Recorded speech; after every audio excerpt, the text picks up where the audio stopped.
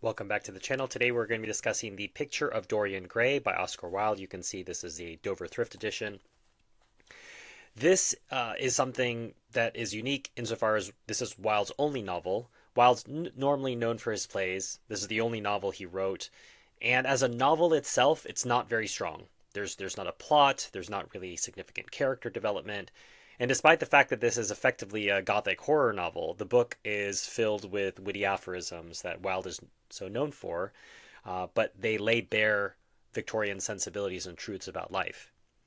In many ways, it's a cry for help from Wilde himself. He was preaching to himself, and it's on my all-time list because I find it to be a great moral tale about what the realities are that are unseen. What does someone's soul look like? How does God see someone as opposed to how does the world see someone?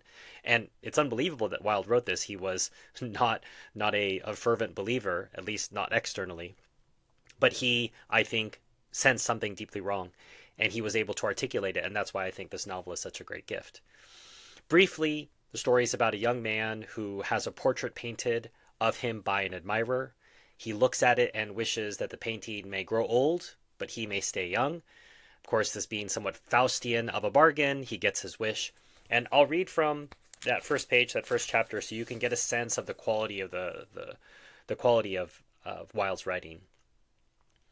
The studio was filled with the rich odor of roses, and when the light summer wind stirred amidst the trees of the garden, there came through the open door the heavy scent of the lilac, or the more delicate perfume of the pink flowering thorn. From the corner of the divan of Persian saddlebags, on which he was lying, smoking, as was his custom, innumerable cigarettes, Lord Henry Wotton could just catch the gleam of the honey-sweet and honey-colored blossoms of a laburnum, whose tremulous branches seemed hardly able to bear the burden of a beauty so flame-like as theirs. And now and then the fantastic shadows of birds in flight flitted across the long tussore silk curtains that were stretched in front of the huge window, producing a kind of momentary Japanese effect, and making him think of those pallid, jade-faced painters of Tokyo who, through the medium of an art that is necessarily immobile, seek to convey the sense of swiftness and motion. The sullen murmur of the bees shouldering their way through the long unmown grass, or circling with monotonous insistence round the dusty gilt horns of the straggling woodbine, seemed to make the stillness more oppressive. The dim roar of London was like the bourdon note of a distant organ. In the centre of the room, clamped to an upright easel, stood the full-length portrait of a young man of extraordinary personal beauty, and in front of it, some little distance away, was sitting the artist himself, Basil Hallward, whose sudden disappearance some years ago caused at the time such public excitement, and gave rise to so many strange conjectures. So you can see how evocative his writing is, and if you aren't transported to that scene in England, I think you weren't really listening to what I was saying. But beautiful, and as I say, Dorian gets his wish. This young, extraordinarily beautiful young man has the painting take on his sins and his actions, and over the years, the painting becomes disfigured and ugly, reflecting what sin does to the soul. It reflects his cruelty, his corruption, his face changes, different expressions come out, and at one point, it even reflects blood in his hands because he commits a murder. The novel ends when Dorian confronts the picture, you could say, towards the end of the book. I won't tell you what happens. I've already told you pretty much 95% of the novel, but there is the ending, and I'll leave that to you. But it's only 150 pages, so it's not like you have to get through a lot. What I'm going to do now is read from some of the quotes, some of the aphorisms that I alluded to that Wilde sprinkles throughout, and gives us insights into human nature and to the society that's just below the surface, because that's really what this commentary, this meta commentary of the book is about. What is visible to people, and what is the reality below the surface that only God can see, but that is invisible to most people. So I'll leave it for you in the comments. Identify which one of these quotes you enjoy the most and tell me why. Laughter is not at all a bad beginning for a friendship, and it is far the best ending for one, said the young lord, plucking another daisy. I make I make a great difference between people. I choose my friends for their good looks, my acquaintances for their good characters, and my enemies for their good intellects. A man cannot be too careful in the choice of his enemies. I have not got one who is a fool. They are all men of some intellectual power, and consequently they all appreciate me. The thoroughly well-informed man, that is the modern ideal. And the mind of the thoroughly well-informed man is a dreadful thing.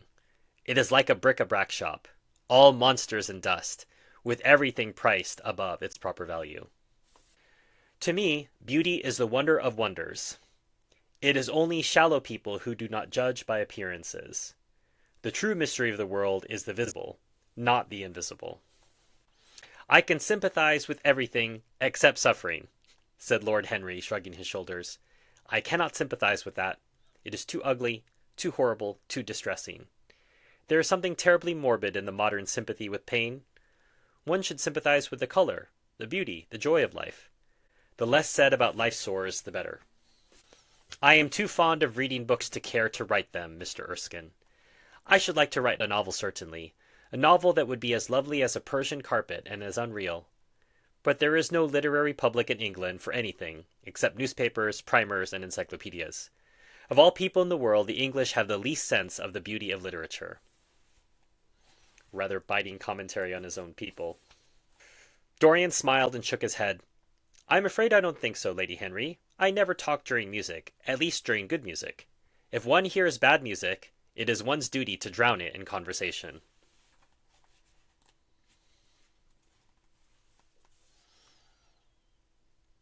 But why should you be annoyed? I suppose she will belong to you some day. When one is in love, one always begins by deceiving oneself, and one always ends by deceiving others. That is what the world calls a romance. If you're enjoying this review so far, consider hitting like or subscribe. It's a free and easy way you can support the channel and helps get the channel out to more people who might enjoy it. You know, I am not a champion of marriage. The real drawback to marriage is that it makes one unselfish, and unselfish people are colorless. We live in an age when unnecessary things are our only necessities.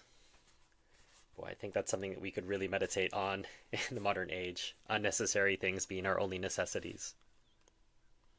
My dear Dorian, answered Lord Henry, taking a cigarette from his case and producing a gold Latin matchbox, the only way a woman can ever reform a man is by boring him so completely that he loses all possible interest in life. If you had married this girl, you would have been wretched. Of course you would have treated her kindly. One can always be kind to people about whom one cares nothing. Society, civilized society at least, is never really ready to believe anything to the detriment of those who are both rich and fascinating. It feels instinctively that manners are of more importance than morals, and in its opinion, the highest respectability is of much less value than the possession of a good chef. The obsession with celebrity still persists to this day and has persisted all throughout humanity, unfortunately. Because, said Lord Henry, passing beneath his nostrils the gilt trellis of an open vinaigrette box, one can survive everything nowadays except that. Death and vulgarity are the only two facts in the 19th century that one cannot explain away. And our last quote for today.